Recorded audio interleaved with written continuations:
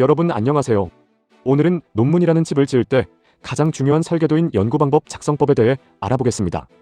건물을 지을 때 기초공사가 튼튼해야 무너지지 않듯이 논문에서도 내가 어떤 도구로 어떻게 연구했는지 명확히 적어야 그 결과가 인정을 받습니다. 지금부터 한 단계씩 차근차근 따라와 보세요. 첫 번째 순서는 연구의 설계입니다. 이것은 전체적인 그림을 그리는 작업인데요. 어떤 원인이 어떤 결과로 이어지는지, 그 사이에 어떤 다리 역할이 있는지 그림으로 보여주는 단계입니다. 이렇게 미리 지도를 보여주어야 심사를 하시는 분들이 여러분의 생각을 한눈에 이해할 수 있습니다. 다음은 가설을 세우는 법입니다. 가설은 막연한 추측이 아니라 기존의 책이나 논문들을 근거로 세운 정답 후보입니다. 무엇이 무엇에 긍정적인 영향을 줄 것이다와 같이 분명한 문장으로 적어야 합니다. 그래야 나중에 통계가 이 정답 후보가 맞는지 틀린지 정확히 판정할 수 있기 때문입니다.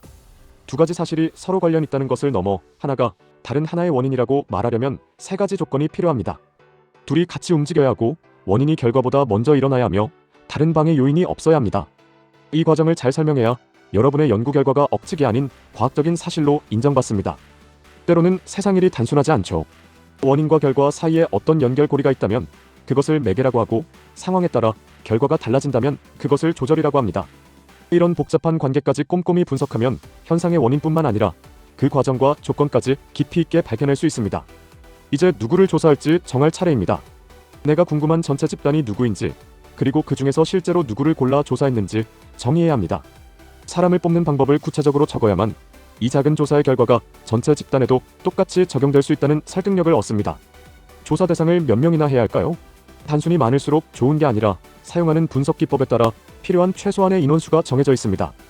도구를 쓰거나 이전 연구들을 참고해서 왜 이 정도 인원을 조사했는지 근거를 대야 합니다. 그래야 통계 결과가 힘을 얻고 믿음직스러워집니다. 조사한 사람들이 어떤 사람들인지도 자세히 적어야 합니다. 성별은 어떻고 나이나 경력은 어떤지 정리하는 것이죠. 이런 정보들은 혹시나 결과에 영향을 줄 수 있는 다른 원인들을 미리 파악하고 차단하는 데 꼭 필요합니다. 설문지는 어떻게 구성했나요? 각 항목이 무엇을 묻는 것이고 그 설문지를 누구의 논문에서 가져왔는지 밝혀야 합니다. 이미 다른 학자들이 검증해서 널리 쓰이는 도구를 사용하는 것이 여러분 연구의 기초를 탄탄하게 만드는 지름길입니다. 행복이나 만족 같은 추상적인 마음을 어떻게 숫자로 바꿀까요? 이것을 조작적 정의라고 합니다. 행복이란 이 설문지에서 몇 점을 받은 것을 의미한다라고 명확히 정하는 것이죠. 이렇게 해야 개념이 모호하지 않고 다른 사람들도 똑같이 재현해 볼 수 있습니다. 여러분이 만든 자가 정말 길이를 재는 자가 맞는지 확인하는 과정이 타당도입니다. 전문가들에게 문항이 적절한지 물어보거나 통계적인 방법으로 문항들이 의도한 대로 잘 묶이는지 검사해야 합니다. 그래야 내가 측정하려는 것을 정확히 재고 있다고 말할 수 있습니다. 신뢰도는 언제 재더라도 똑같은 결과가 나오는 일관성을 뜻합니다. 설문 문항들이 서로 얼마나 잘 어울리는지 수치로 확인하는 것이죠. 보통 특정 지수가 0.7 이상이면 믿을만하다고 봅니다. 데이터의 질을 보장하기 위해 반드시 거쳐야 하는 문턱입니다. 본격적인 조사를 하기 전에 작게 한번 연습해보는 것이 예비조사입니다.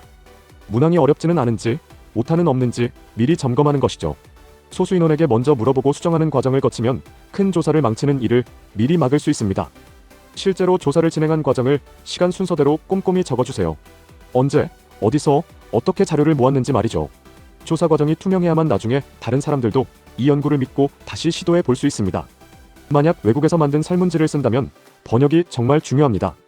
외국어를 한국어로 바꿨다가 다시 외국어로 바꿔보며 원래 뜻이 변하지 않았는지 확인해야 하죠.